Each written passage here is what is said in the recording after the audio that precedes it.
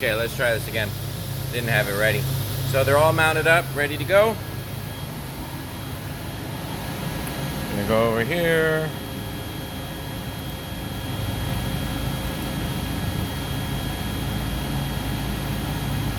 Cycle start.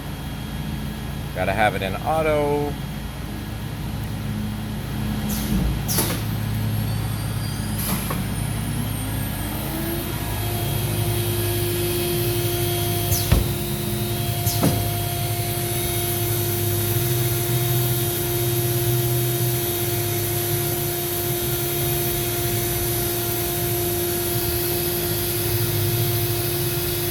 As you can see, that was pretty quick.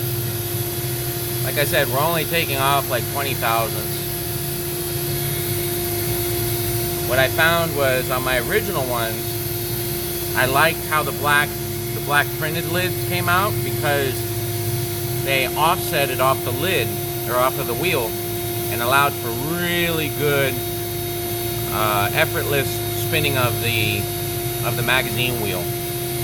So, you know, I figured I tried already printing with the support underneath and trying to get it all in one shot, but really this was the cleanest way, the best looking way of doing it for the moment.